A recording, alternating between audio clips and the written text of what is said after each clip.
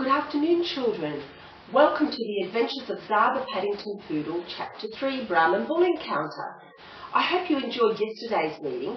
I have with me here today little Ziggy. Now, I'm not sure how long he's going to stay, because poor little Ziggy has heard this story over and over and over again, and I think he goes, "Not one more time, Mum." So if he happens to take off, we'll wave him goodbye. So let's get on with it then. Stretching to shake the sleep from his legs, Tzar peered out of the cabin and was momentarily blinded by the early morning sun before it disappeared behind Ranger as he stuck his head through the door. "Morning, Tzar. How did you sleep last night?" "Goodbye, Ziggy." "Bye." He chuckled, chasing away the incessant flies with a shake of his gigantic head. "Well, I had the strangest of dreams," giggled Ziggy. "For a moment there, I thought I was in Spain getting ready for the running of the bulls." He stretched his front paws out in a downward dog pose to remove the crick from his back. "Funny that. I had a similar dream, though I was being chased by a crazy crop poodle with caramel highlights," added Ranger, stomping his big foot. "Say, I heard you guys had a flat tire." "Who told you?" chortled Tzar. Let's have a look at Ranger and Tzar. So here we have the lovely picture of Tzar doing a downward dog pose and Ranger sticking his head through the cabin door. "It was Wally, that nice Aboriginal cook from the kitchen," he snorted, flicking his tail from side to side. "Well, as a matter of fact, we did, just as we were passing here on our way to Darwin. Luckily, we were able to find ourselves a nice cosy cabin until the new tyres arrived. I'm pretty sure the salesperson said they'd be here in about a week or two, give or take a few days. Nothing concrete, of course. It is, after all, Australian Outback. You're right, things are a lot slower around here. Anyway, Tzar, we have a bit of a problem and we need your help." "What's up?" "I've just found out that the Kenji estate, a big cattle station on the outskirts of Borroloola, has just bought some of the young bulls and are wanting to take delivery before the floods arrive, which are expected sometime by the end of this week. Once they hit, we will be cut off from everything for weeks. At best, we have a window of about 3 days to get them to their new home." "So why don't you go by truck? You would be there in a few hours," replied Tzar. "Good thinking, Tzar. Unfortunately, all the trucks are out and the only way we can get them there is by foot. To make matters worse, all the cattle dogs are on holiday and won't be able to help us, so you and Ziggy are it. You're the closest things that we have to a dog within a 200-kilometre radius," pleaded Ranger. I see," replied Tzar, contemplating the big bull's request. "Tzar, I figured you to be the adventurous type, so I have taken the liberty and have arranged some transport for you, Ziggy and your folks. I hope they can ride. We leave in an hour. See you by the gate." And without a backward glance, Ranger ambled across to join the other bulls who were hanging out by the exit waiting to leave. Excitement rippled through Tzar's body and he quickly tore off to get the mum and the dad's approval. "Are you nuts?" squealed Ziggy, trembling in terror. "We almost got killed by that fly-ridden walking muscle. I can't believe you're even thinking of doing a thing as insane as this. Don't you remember the steam that was coming out of his nostrils when you stood up to him? Oh, I see what's going on here.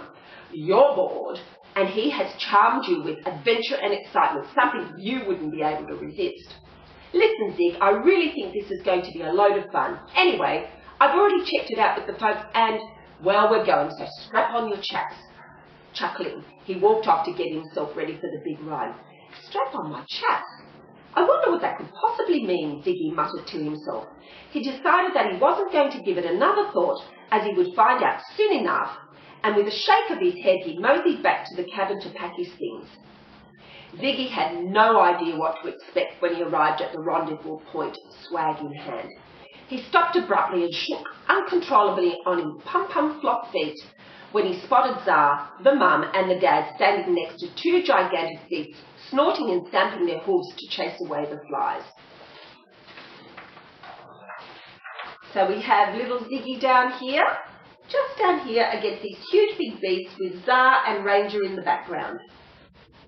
I hope you can see that. Tzar, what on earth are those two things? Whispered Ziggy, the blood draining from his face. And where's our ride? He added, looking frantically around for transport with 4 wheels and not one with 4 legs. Tzar had decided it was best not to enter into any discussion with his little brother in case he changed his mind, so he just kept smiling and talking to Ranger.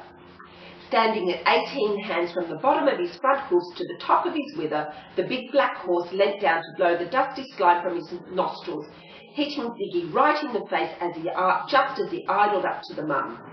The little poodle was not in the least bit amused and looked up at the towering black creature in disgust.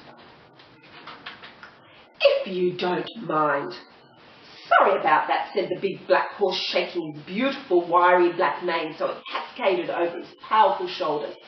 "I'm Shout and this is Bullet," he added, pointing his nose to the beautiful bay mare standing next to him. He peered through his thick forelock to get a better look at the little poodle. "Sorry, is that all you can say?" said Ziggy. "My, you're so tiny and feisty, you can't possibly be coming on this muster winged real dogs," he chortled. "I beg your pardon. I am a real dog," Ziggy barked crossly. "I'll have you know I am a poodle, and we are the smartest dogs in the world," he growled, wiping the slime from his face and with his little paw and flicking it to the ground. "That's why Ranger has chosen us to help him on the drive." "Is that so?" laughed Shout. Before they had a chance to enter into any further discussion, they were told to mount up. "Well, if you're coming, you better get a leg up then." "A leg up? Oh no!" Suddenly he was scooped up by the mum and popped into one of the saddlebags that hung from the side of Shout's saddle, and the other had a raincoat tucked into it, in case it rained. Horrified to find that Shout was to be his ride, as he had never been on a horse before today, he screamed, "What on earth have you gotten me into, Tzar?" And sliding down, he hid in the safety of the saddlebag. But within a few minutes, curiosity got the better of him, and he popped his head over the sides to take a peek. Eager to be on his way, Shout danced around like he was tap dancing at a cabaret show, but the mum, an expert horsewoman, popped a hat on her head and leapt into the saddle as nimbly as a monkey climbing a tree. The dad followed suit, a mounted Bullet who was behaving like a true lady, waiting patiently for her rider. Just as Ziggy decided that it wasn't as bad as he first thought, Shout flicked his long black tail, smacking him right in the face. He recoiled in fear, sinking back into his hidey hole. "Will you cut that out, you big oaf?" he shrieked from inside the bag. "Trust me, Ziggy, you will be grateful for my tail when the flies start their relentless buzzing around your face," laughed Shout. Ziggy did his best not to cringe every time Shout's tail slapped him in the face, and by the end of the trip, he had barely noticed the big horse's tail at all. Meanwhile, Tzar had not taken his eyes off his little brother, not even for a blink, and was rolling around in the soft grass laughing at Ziggy's theatrics. At that moment, Ernie, the local Indigenous lead drover, cantered up to the gang, and Tzar quickly jumped to his feet to see what was happening. "Listen up, everyone." All eyes were glued on Ernie. "I want to make it to MacArthur River by mid-afternoon, and I will be setting a mean pace, so no dilly-daddling." They all nodded their head in agreement. "Our first stop will be Layla Creek, where we can have a drink and refresh for the next leg. Ranger, I'm counting on you to keep the young ones in line. Are there any questions?" Everyone shook their head in the negative. "Okay then, time to move out." He turned his horse Chester and cantered to join Jimmy and his horse Bucky, who were minding the young herd.